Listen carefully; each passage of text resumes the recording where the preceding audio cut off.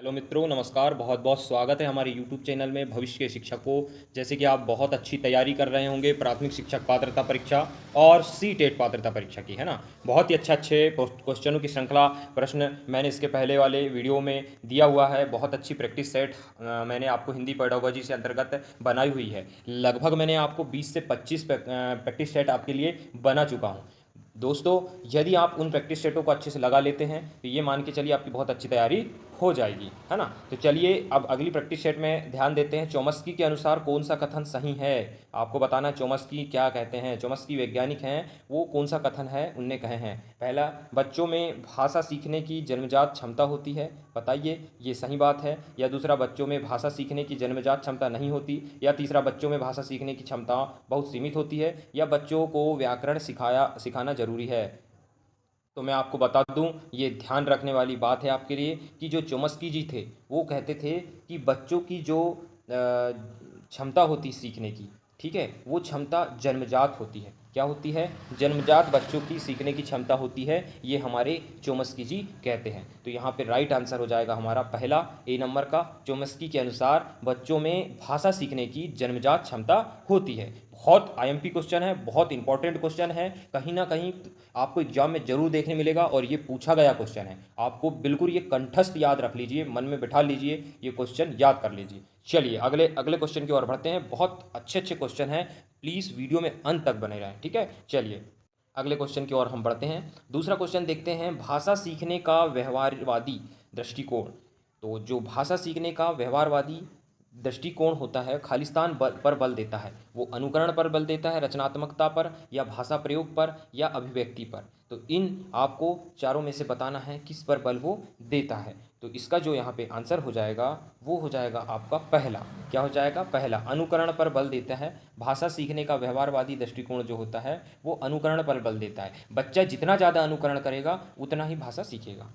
चलिए ध्यानपूर्वक अब अगले क्वेश्चन की ओर बढ़ते हैं हम। भाषा शिक्षण की प्रक्रिया, भाषा शिक्षण की प्रक्रिया इन चारों में से बताना है आपको। विभिन्न विषयों की कक्षाओं में भी संभव है, या फिर भाषा की कक्षा में भी संभव है, या फिर अत्यंत जटिल प्रक्रिया है, आपको बताना है। या फिर चौथा, घर में संभव नहीं है। तो इन चारों में आपको बताना है कि भाषा शिक्षण की प्रक्रिया कैसी है। तो भाषा शिक्षण की प्रक्रिया मित्रों, ये हो जाएगा इसका पहला उत्तर कि भाषा शिक्षण की प्रक्रिया विभिन्न शिक्षकों की कक्षाओं में भी संभव है, ठीक है। चलिए अगले क्वेश्चन की ओर हम बढ़ जाते हैं। बहुत अच्छे अच्छे क्वेश्चन आपके लिए ले आया हूँ मैं, ठीक है, पूरे क्वेश्चन लगा के ही जाएंगे।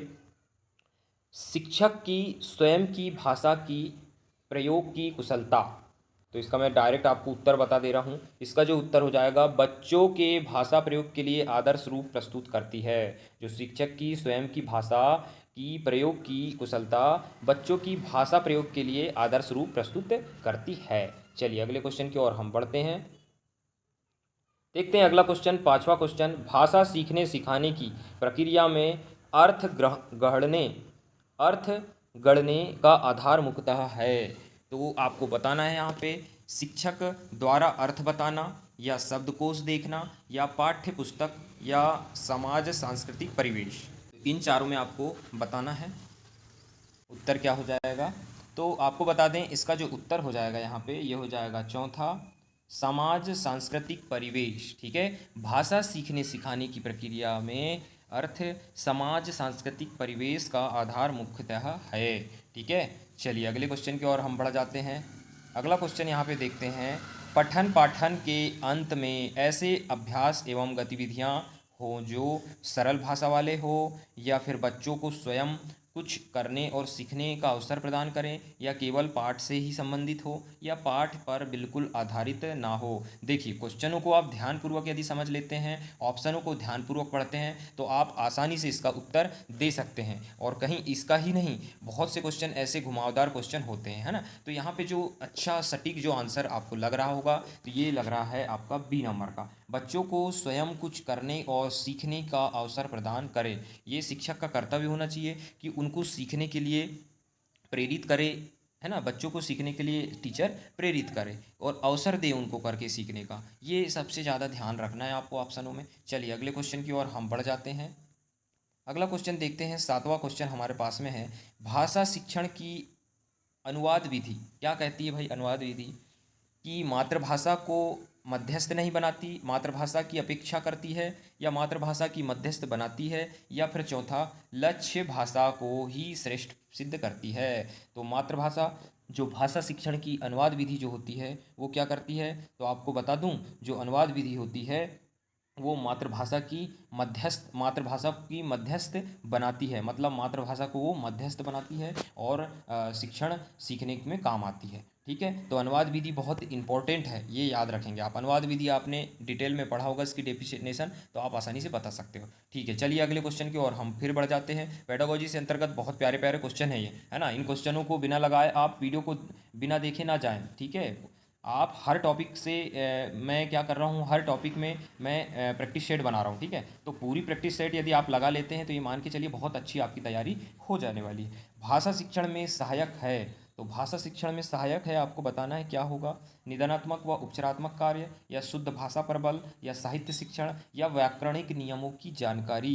तो इन चारों में से आपको बताना है। इसका जो उत्तर हो जाएगा यहाँ पे हो जाएगा निदानात्मक व उपचारात्मक कार्य भाषा शिक्षण में सहायक है। निदानात्मक व उपचारात्मक कार्य सहायक है। चलिए अगले क्वेश्चन की ओर बढ़ते हैं हम।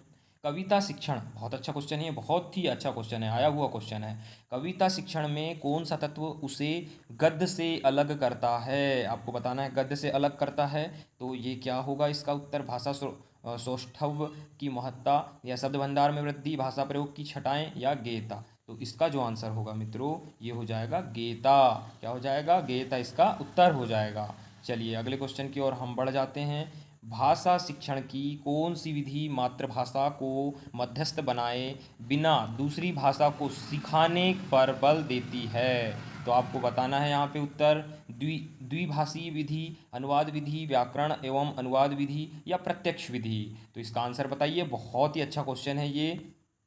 भाषा शिक्षण की कौन सी विधि मातृभाषा को मध्यस्थ बनाए बिना दूसरी भाषा को सिखाने पर बल देती है। तो इसकी जो विधि है दोस्तों ये हो जाएगी अपनी प्रत्यक्ष विधि। कौन सी विधि हो जाएगी ये, प्रत्यक्ष विधि। इसका आंसर यहाँ पे हो जाएगा प्रत्यक्ष विधि। ठीक है, अगला क्वेश्चन देखते हैं हम। प्राचीन युग में शिक्षा किस प्रकार की थी। प्राचीन युग में आपको बताना है शिक्षा किस प्रकार की थी। पहला विषय केंद्रित थी, बाल केंद्रित थी, या अध्यापक केंद्रित थी, या इनमें से कोई नहीं। तो आपको बताना है क्या थी। प्राचीन युग में क्या था कि सबसे ज़्यादा थी अध्यापक केंद्रित शिक्षा, है ना। सबसे ज़्यादा गुरु हुआ करते थे, गुरु के माध्यम से ही जो गुरु बोलता था वो करना पड़ता था, ये सारी चीज़ें थी। अगले क्वेश्चन की ओर बढ़ते हैं हम, देखते हैं अगला क्वेश्चन क्या कह रहा है। कविता शिक्षण में कौन सा तत्व उसे गद्य से अलग करता है। तो यहाँ पे बताना है कविता शिक्षण में कौन सा तत्व उसे गद्य से अलग करता है। भाषा सौष्ठव की महत्ता, शब्द भंडार में वृद्धि, भाषा प्रयोग की छटाएं, और गेयता। इसका जो आंसर हो जाएगा, आंसर हो जाएगा गेयता। ये रिपीट हुआ है ये क्वेश्चन। ठीक है, चलिए अगले क्वेश्चन की ओर बढ़ जाते हैं हम। देखिए अगला क्वेश्चन ऊपर वाला मॉन्टेसरी पद्धति है। मॉन्टेसरी पद्धति है, असाध्य है, व्यसाध्य है, या सुसाध्य है, या इनमें से कोई नहीं। तो चलिए इसका आंसर बताना है क्या हो जाएगा यहाँ पे इसका आंसर। तो इसका आंसर जो हो जाएगा मॉन्टेसरी पद्धति व्यसाध्य है। क्या है, व्यसाध्य यहाँ पे हो जाएगी। ठीक है, चलिए अगले क्वेश्चन की ओर हम बढ़ जाते हैं और बताते हैं किंडरगार्टन पद्धति के जन्मदाता थे। तो आपको बताना है पहला हेलेन पारखर्स्ट है, होबेल हैं, अरस्तु हैं, या प्लेटो हैं। तो आंसर आपको बताना होगा क्या होगा।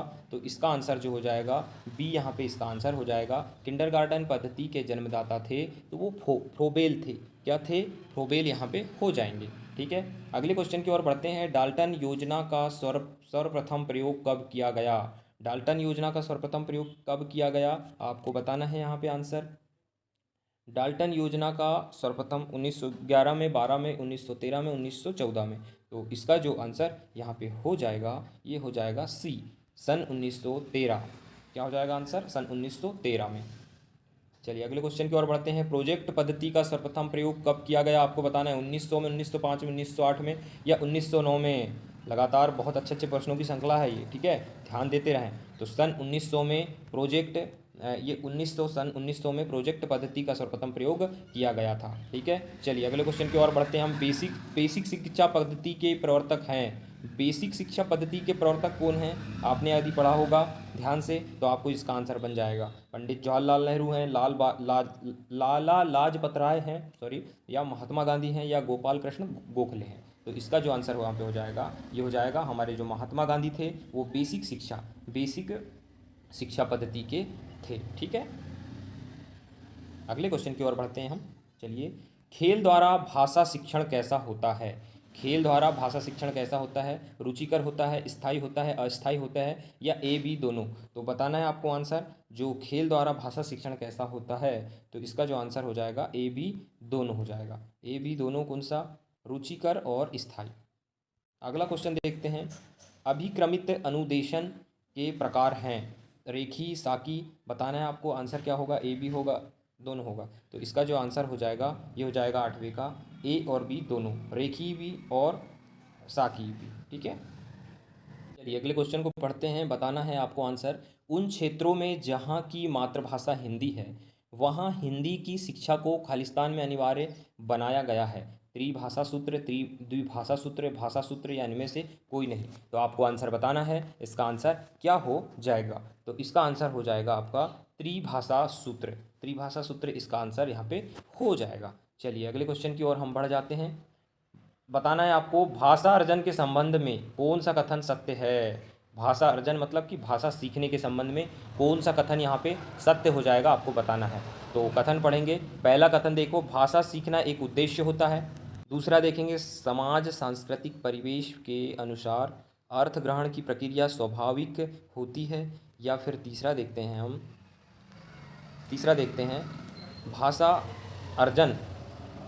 अर्जन में बच्चे को बहुत अधिक प्रयास करना पड़ता है।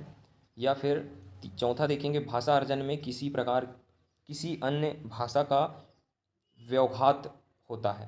तो भाषा अर्जन के संबंध में कथन सत्य वाला बताना है। इन चारों में से जो सत्य कथन हो जाएगा यहाँ पे वो हो जाएगा बी नंबर का, समाज सांस्कृतिक परिवेश के अनुसार अर्थ ग्रहण की प्रक्रिया स्वाभाविक होती है। ये भाषा अर्जन के लिए सही चीज़ हो जाएगी। चलिए अगले क्वेश्चन की ओर बढ़ते हैं। बताना है आपको भाषा अर्जित करने की प्रक्रिया में किसका महत्व सर्वाधिक होता है? भाषा अर्जित करने की प्रक्रिया में किसका महत्व सर्वाधिक होता है, आपको बताना है यहाँ पे क्वेश्चन में। भाषा कक्षा का, भाषा प्रयोगशाला का, पाठ्य पुस्तक का, या समाज का? तो भाषा सीखने के लिए ना सबसे ज़्यादा जो इम्पोर्टेंट है वो है समाज। क्या है? समाज सबसे ज़्यादा इम्पोर्टेंट महत्वपूर्ण होता है। वाइगोत्स्की की कथन की बात करते हैं तो भाषा अर्जित करने में वाइगोत्स्की ने किस पर सबसे अधिक बल दिया था? भाषा अर्जित करने में तो भाषा की पाठ्य पुस्तक पर, भाषा में होने वाले भाषा प्रयोग पर, तीसरा समाज में बोली जाने वाली भाषा पर, चौथा कक्षा में बोले जाने वाली भाषा पर। तो चारों में से उत्तर बताना है इसका। तो उत्तर यहाँ पे हो जाएगा बी नंबर का उत्तर हो जाएगा समाज में होने वाले भाषा प्रयोग पर। इसका आंसर यहाँ पे हो जाएगा। अगला देखते हैं, मौखिक अभिव्यक्ति के रूप हैं। मौखिक अभिव्यक्ति के रूप हैं तो चारों ऑप्शनों को पढ़िए। वार्तालाप, वाद विवाद, भाषण, प्रवचन, उपरोक्त सभी। तो उत्तर यहाँ पे हो जाएगा डी, उपरोक्त सभी। उपरोक्त सभी यहाँ पे आंसर इसका हो जाएगा। ठीक है, चलिए अगला क्वेश्चन देखिए। प्राथमिक स्तर पर भाषा सिखाने से तात्पर्य है। प्राथमिक स्तर पर भाषा सिखाने से तात्पर्य है भाषा वैज्ञानिक तथ्य स्पष्ट करना, भाषा का व्याकरण सिखाना, या उच्च स्तरीय साहित्य पढ़ाना, या भाषा का प्रयोग सिखाना। इन चारों में से उत्तर आपको बताना होगा क्या हो जाएगा। तो इसका उत्तर जो हो जाएगा यहाँ पे ये हो जाएगा भाषा का प्रयोग सिखाना। ठीक है, प्राथमिक स्तर पर भाषा सिखाने से का तात्पर्य है भाषा का प्रयोग सिखाना। ठीक है, बहुत अच्छे अच्छे क्वेश्चन हैं मित्रों। आप पूरे वीडियो को अंत तक देखें और हमारे ऐसी वीडियो का लाभ लेते रहें। बहुत अच्छे अच्छे क्वेश्चन मैं आपको प्रैक्टिस सेट में देता हूं। ये मान के चलिए पूरे प्रैक्टिस सेट ये आपने लगा लिए तो बहुत अच्छी आपकी तैयारी हो जाना है। हर विषय के प्रैक्टिस सेट आपको मैं दे रहा हूँ। चलिए आगे बढ़ते हैं हम। अगला क्वेश्चन देखिए, भाषा में सीखने और भाषा अर्जित करने में अंतर का सर्वप्रमुख कारण है। तो यहाँ पे बताना है आपको क्या होगा कारण। भाषा की पाठ्य पुस्तकें, दूसरा भाषा में आकलन, भाषाई परिवेश, या भाषा का पर्यावरण। तो आपको इसका उत्तर बताना है। तो यहाँ पे इसका उत्तर हो जाएगा सी, भाषा परिवेश। भाषा परिवेश का सबसे ज़्यादा यहाँ पे प्रभाव पड़ जाता है। मित्रों ये बहुत ही अच्छा संग्रह था, बहुत ही अच्छे क्वेश्चन थे। ये मान के चलिए आप, ये क्वेश्चन आपको हर टॉपिक से लिए गए क्वेश्चन हैं और मेरे प्रैक्टिस सेटों में आपको हर टॉपिक को कवर किया गया है। आप प्रैक्टिस सेट को बहुत ध्यानपूर्वक पढ़ेंगे, ठीक है। चलिए मित्रों, अगले वीडियो में फिर मिलता हूँ मैं बहुत अच्छी प्रैक्टिस सेट के साथ। धन्यवाद, नमस्कार।